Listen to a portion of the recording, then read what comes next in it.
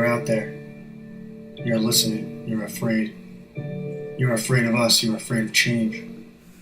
I don't have a crystal ball. I can't see the future. I'm not here to tell you how this is going to end. I'm here to tell you how this is going to begin. I'm going to start this broadcast, and when I do, I'm going to show these people what you don't want them to see. A world without controls and boundaries. A world where anything is possible. Hey guys, how you doing? It's Tom. Let's play a game. Let's say that you are one of the richest, most powerful people in the United States of America, one of the richest, most powerful people in the world. And it was your objective to gain more wealth and more power by driving society in whatever direction you see fit to benefit yourself and the ruling class. What would be the most effective way to go about that so that you can control society and create predictable reactions?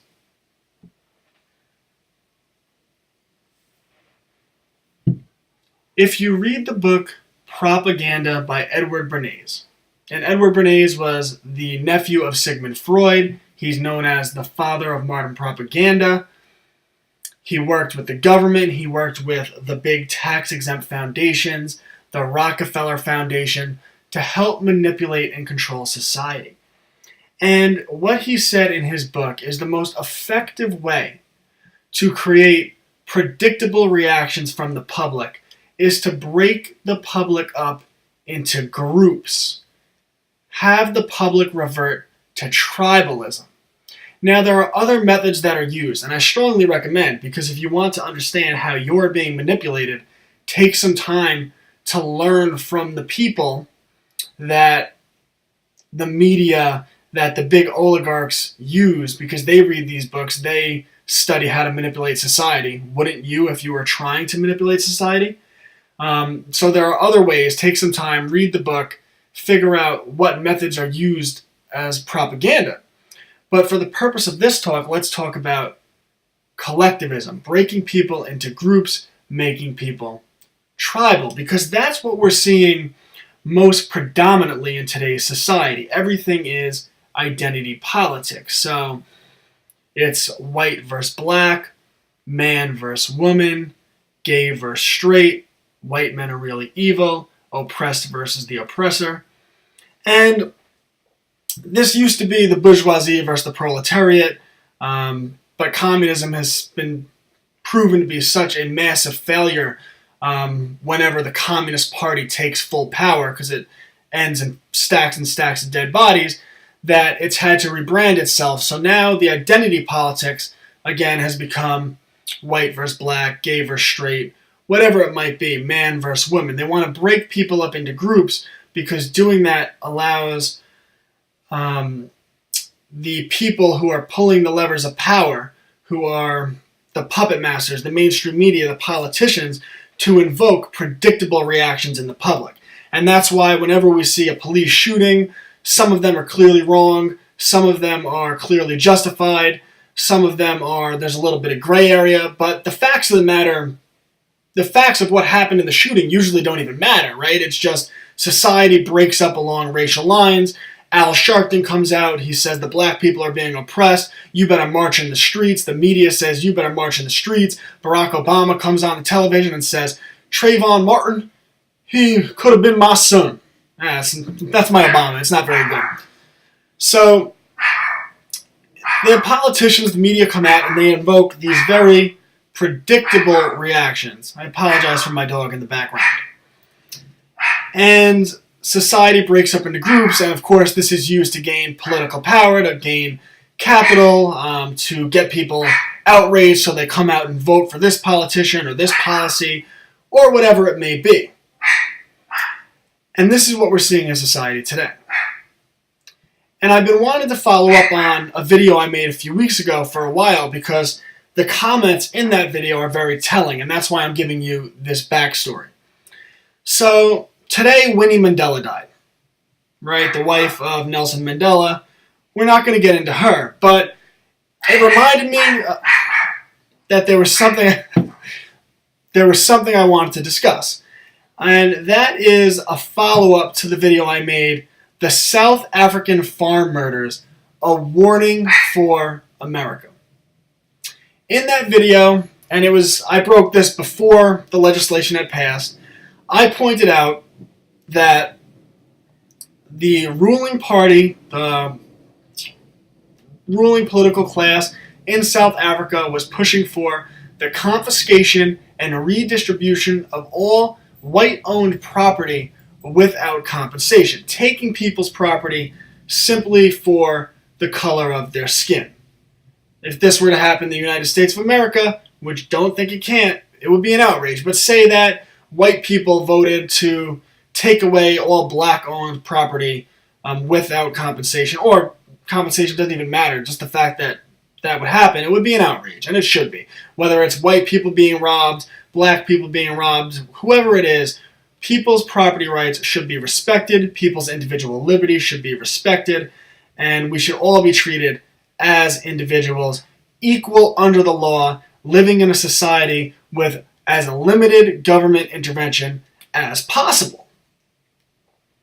So, South Africa, at the time I said they were proposing legislation, they were talking about taking white-owned farmland, they were not going to give compensation, and even more disturbing, the politicians, Julius Malema, leader of the Economic Freedom Fighters, the communist revolutionary group who's, looking out for the people, was openly calling for the murder of white farmers. And we were seeing this put into practice. Farms are in rural areas, so you really have to go out of your way to commit murders in farms. And we had bands and bands, groups of people showing up at farms late at night, hacking families to death, making people drink boiling hot water, and doing really just horrible, egregious, violent, hateful crimes that should really be unspeakable, but are all too common throughout human history, all too common in the world today. And we saw, I think, 74 murders on those farms between 2016 and 2017, and now it's at a point where it's basically like one a day.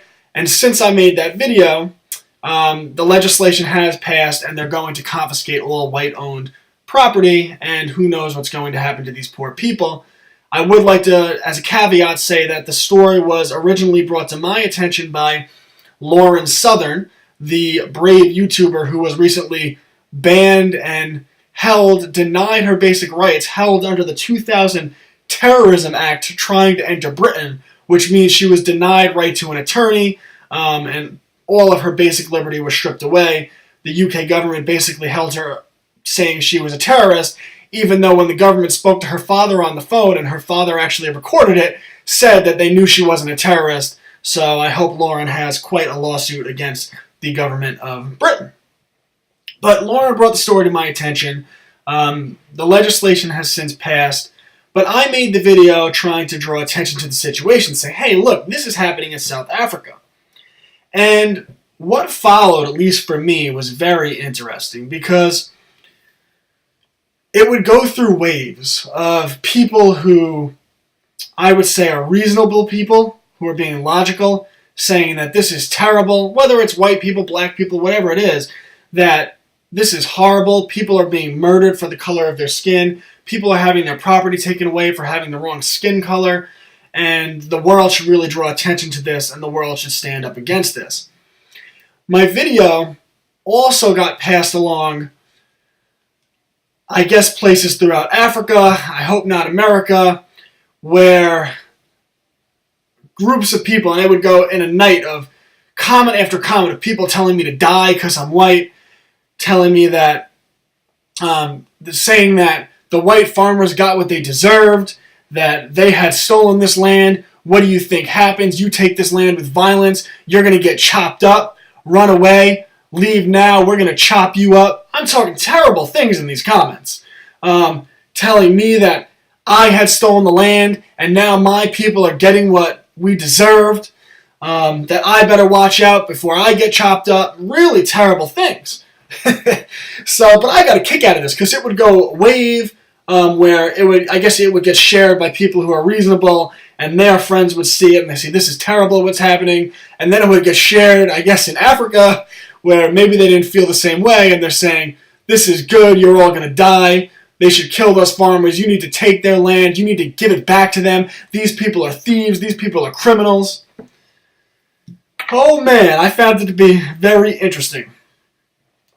So, what we're seeing is what happens when people are broken up into groups, when people revert to tribalism, to collectivism, to group identity, which communism always pushes, which is why it's the Communist Party leading the push for the land confiscation, redistribution, and the murder of the white farmers. We've seen this time and time again in history.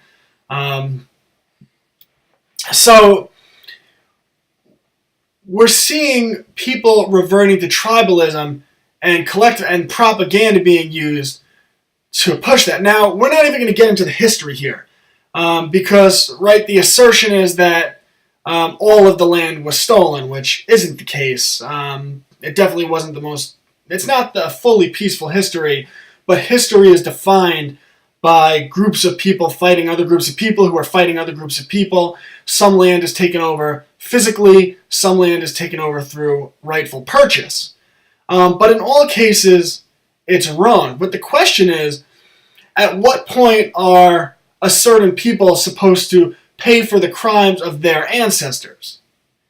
And because if we do that, then you're saying the land can be taken from the white farmers now, and that the white farmers' grandchildren, children or grandchildren, will be fully justified when they come back in 20 years, 30 years, 50 years, 100 years, and slaughter your children or grandchildren.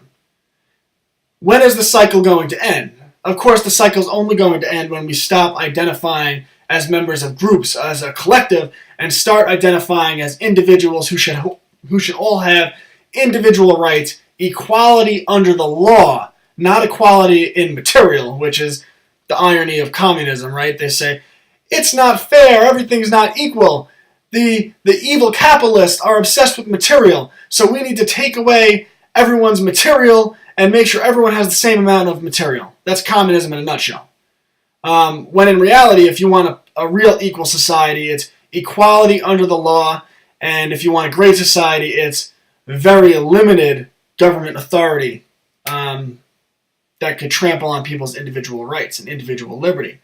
So when are we going to stop this call for, I guess, revenge, this historical righteousness, call for revenge based on things that happened 100 years ago? Because if you're calling for that now, you can't complain when your children get slaughtered, when your grandchildren get slaughtered. And then, of course, there's a whole nother aspect to this. When you're saying that the white people stole your land, right? The white people came and stole my land. You're white. We should slaughter you with machetes, take your land, and redistribute it. Well, what does it have to do with that individual white person? Do you know anything about them? Did that person buy the land 10 years ago? Were they living in America? Were they living in Britain? And they purchased that land 10 years ago, completely legally? And now you're going to come and you're going to cut them up with machetes and take their land? Well, how many innocent people, how many people who haven't done anything should justly be killed to make up for past injustice that they had nothing to do with? Because under that logic, then what happened in the past was justified. You're just repeating a cycle. And even with that extreme example, what if the land was purchased legally 50 years ago? You should kill that family because there was something that happened 400 years ago by other people who only share characteristic as having the same skin color? This is such lazy thinking. This is such a narrow view of the world. Yet this is what happens when people's thoughts are dominated by tribalism and collectivism. Lazy thinking that gives people the justification to do horrible things and carry out horrible acts. I mean, under that logic, any crime If any crime is committed against my family by a black person, say something horrible happens. Great example. Great example.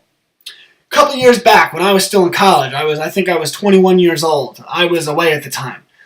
My family lived on Long Island. And the Latin Kings,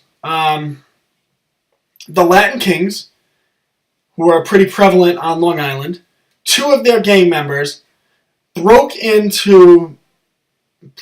shattered my mother's window in her house, my mother and father's house, climbed in the window, ransacked the house, stole all of our thousands and thousands of dollars worth of stuff, trashed the house, and they were complete trash. They took bottles of alcohol, they were drinking the alcohol, and luckily my sister had lived with my parents at the time, and she was there with her 3 children. So luckily they weren't home, because would they have been killed in the attack? It certainly could have gotten more violent. Now, under the logic of collectivism, my family would now have a right to confiscate property from all Latin people, all Spanish people, because these were Spanish people, they were members of the Latin Kings, so anyone who's Spanish is now responsible for that injustice. So my family could show up to their house with machetes, even though they had nothing to do with the people that committed these crimes, cut them up with machetes, take their property. That's all justified because someone that looks like you, someone that has the same skin color as you, committed a crime. This is the type of lazy thinking, this is the type of hatred that collectivist ideology promotes. This is the type of hatred that groupthink, that breaking people into groups, that tribalism promotes. And speaking of my family, because let's talk about American history, right? We have so much of this talk as the white man has been the oppressor, the white man did this, the white man did that. All right, well, let's look a little bit more into that narrative. If we look historically, about 1% of people in the Americas during the time of slavery actually owned slaves. Some of which were black, by the way. But 1%. So this was the land-owning aristocracy that owned slaves, not all white people. And white people threw down their lives in great numbers to fight a civil war, which was largely justified. A big part of why people did that was to free slaves in the South. So you have this very small percentage of people who own slaves. And a very small percentage of their descendants are in America today. Yet all people, simply because of the color of their skin, are blamed for what happened in slavery. Oh, and by the way, do you think slavery was just a white person thing? Like I said, black people own slaves in America. And in the Middle East, they've owned slaves for thousands of years. And in Asia, they've owned slaves for thousands of years. And every people has enslaved every other people throughout human history. And it was actually white people in the West that finally put a stop to that. After thousands of years of black people enslaving black people enslaving white people enslaving black people in the Middle East enslaving people in Africa. And white people ended that in Britain in the 1830s, and then in the United States of America in the 1860s, which is one of the greatest achievements of Western civilization. But you know what they say, no good deed shall go unpunished. So instead, even though white people were the ones who ended slavery, and in fact, if you look in the Middle East, there's hundreds of thousands of people who are slaves to this day that no one seems to care about. And white people aren't the slave masters. And no, I'm not saying that all Muslims should be held accountable for that, because not all Muslims are the slave masters. You see how that works. But no good deed shall go unpunished. So, getting back to my family. White people were the slave masters in America, right? Well, if you track my family lineage, my family arrived in America from Italy in the early 1900s. Of course, slavery ended in 1865. So my family had nothing to do with slavery in the United States of America. Oh, and they came here to New York, legally, through Ellis Island, So they weren't in the South and had nothing to do with Jim Crow. Yet I'm told that because of a shared characteristic, an arbitrary genetic characteristic, superficial skin color, that I shared with another person that lived hundreds of years ago, they also had that characteristic. So I'm responsible, I'm criminally liable for their crime. How can you look at me with a straight face and tell me that that is the case? But that is what collectivist ideology allows people to do. It creates this lazy thinking, and it makes it so easy to divide people, and that's why we see the media constantly talking about race, the politicians constantly talking about race. It's why we see people in South Africa very willing, not knowing anything about the people. Like I said, they could have showed up in South Africa 10 years ago, brought that land legally. Oh, that's okay. They have white skin. Let's show up, cut them up with machetes, take their land, rape their children, because they're hateful and they did terrible things hundreds of years ago to my people. So now my people will do it to them. This is collectivism. And the only answer to it is individual liberty. Individual liberty is the answer. All people should have equal rights under the law. Nothing more.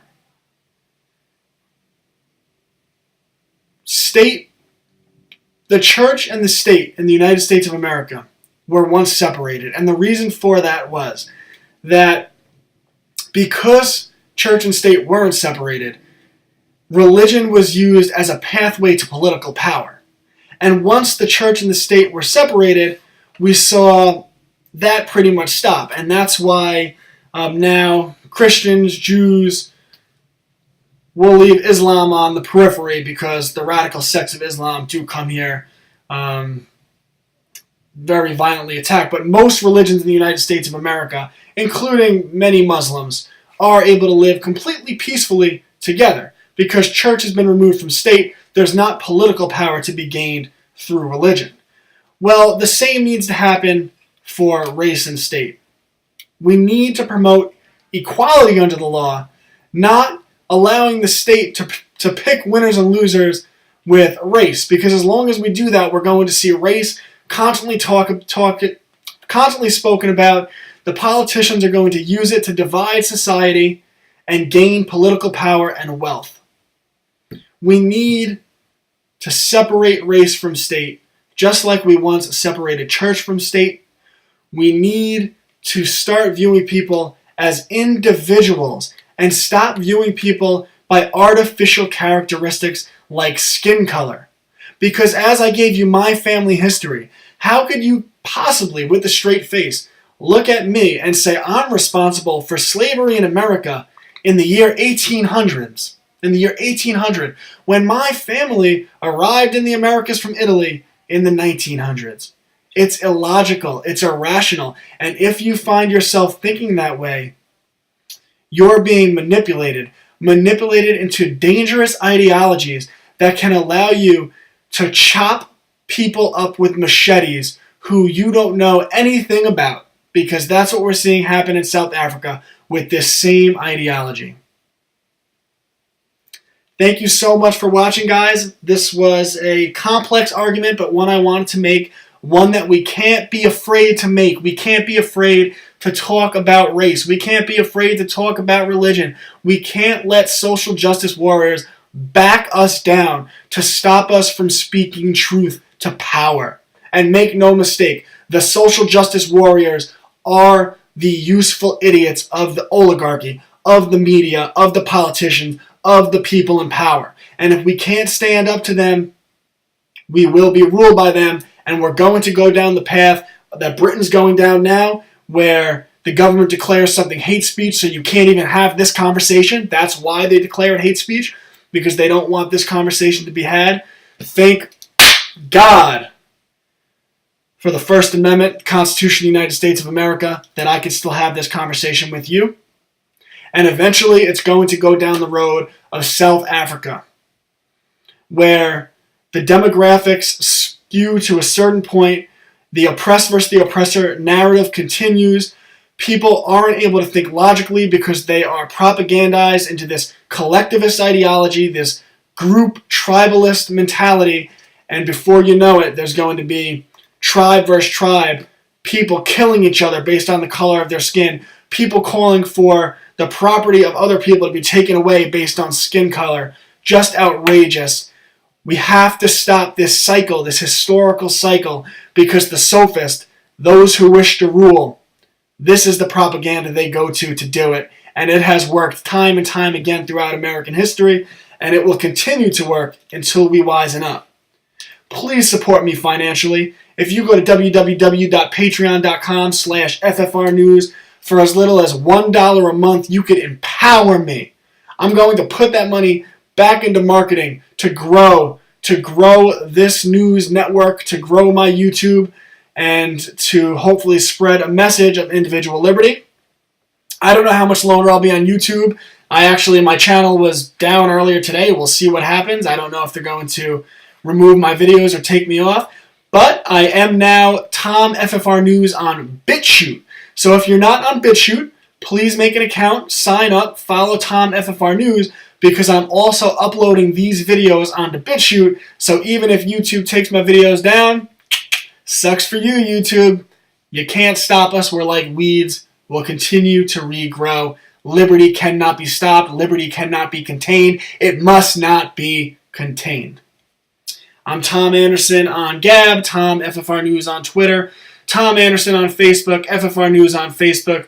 Delete your Facebook. That platform sucks. I can't wait till we replace it. I can't wait till we replace Twitter. I'm Tom Anderson on Steemit, a platform I'm also very high on. Thank you so much. Let's spread individual liberty. Happy Easter.